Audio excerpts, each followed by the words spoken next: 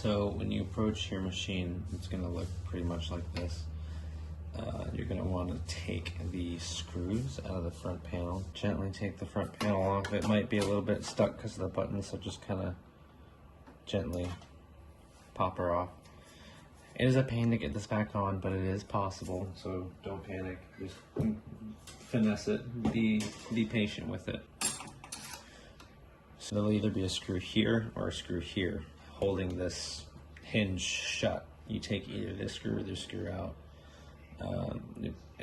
If there's one in both, then you take both of them out. But you know, open the hinge, lock the little slidey guy, so that way it won't close on you. And then you'll pretty much have what looks like right here. Oh god, it's quite dusty. You're gonna want to remove the speed card, the transport direction card, and the speaker card that has the headphone and microphone input. So to remove these, you don't actually have to take out any screws. It is just two little levers. This card didn't have one when I got it, so it is one little lever for me. You just kind of pull towards you, and then you would do ideally the same on the other side, and it will just pop the card out ever so gently. Check your pins, make sure they're not crusty. Put this somewhere safe. You're going to want to do the same to the mode control. Put that somewhere safe. So now we're ready to install our HPIB upgrade. So you have to take the little screws I put in here out. I just put them in here for shipping. This is a 7mm, if you're wondering. Take both of those out. And then these two right here. Right now, this is addressed for address 20. If you want to change that, you're more than welcome. It is all in binary. So hex 20 would be off, so 00101. Now what these are just these screws that mount the unit to the back panel. And where you see my finger going through, you have a plate there.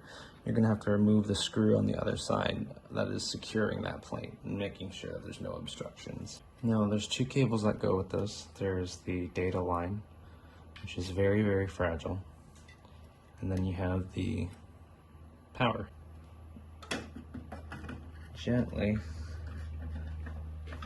finesse it in there. Kind of feel around with your back fingers till it just about sits right there.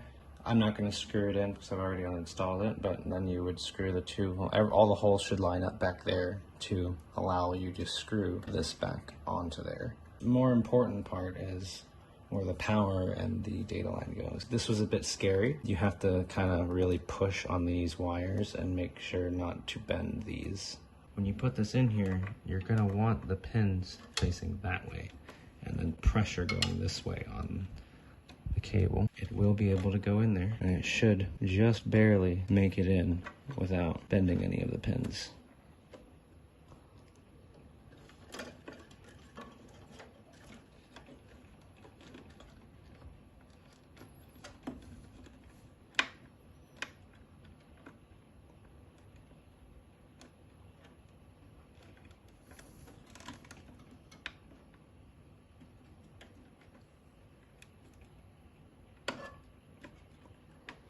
Like I said, a bit spooky, but very possible.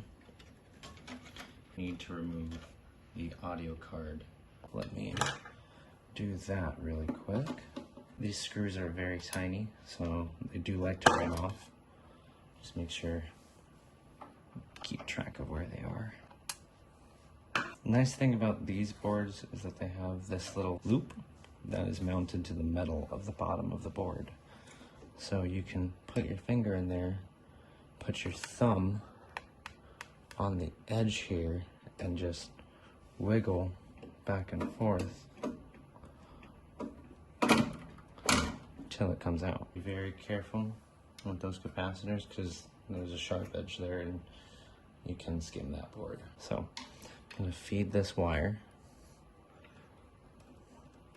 down, and there is another hole right here, or there should be, I hope. Yours didn't initially have the upgrade, it looks like, so I'm gonna assume they planned for somebody to upgrade it in the future. Basically just have to make sure it's going in the correct orientation, and then just feed it. You'll see it coming out that end.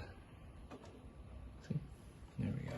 That is the hardest part of the whole ordeal, just making sure that that wire gets to its home without bending those pins, which I did not bend a single pin. Oh, it looks like there's a slight bend, but these are very strong pins, so I'm not too worried. Power, that 3-pin connector right there. And then we can also see where that ribbon cable plugs into as well. So we'll put that right there. Ribbon cable plugs in like this. Now we can move it out of the way.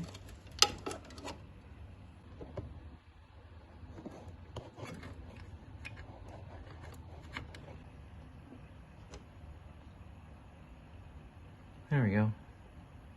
Black on top, red on bottom. Reinstallation is easy. You just pop everything back in the opposite way that you took it out. I'm gonna kind of gently support this card as she goes back in, making sure that the ribbon cable isn't gonna get pinched by it. That is the biggest one right there. Put your screws back in to the audio card. Your transport.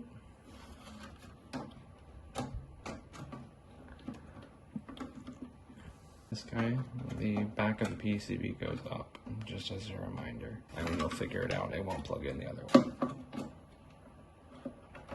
Close your bar. Double check that you're not going to pinch any wires. You don't want any of that mess. Close her up, put your 2 screws back in, or one. Pop your faceplate back on. Like I said, this can be a bit of a pain. You might need to see how this flexes up a little bit. The whole thing, if you push up on this, it'll help a little bit. Get it back on. Just watch your switches. As long as those are through, it should be fine.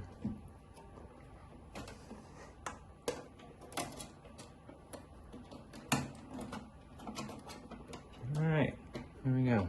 I finessed it back on. And then put your 6 screws back into the front faceplate. I'm not going to because I have to take that HPIB module out again to send. Yeah. There it is. Easy peasy.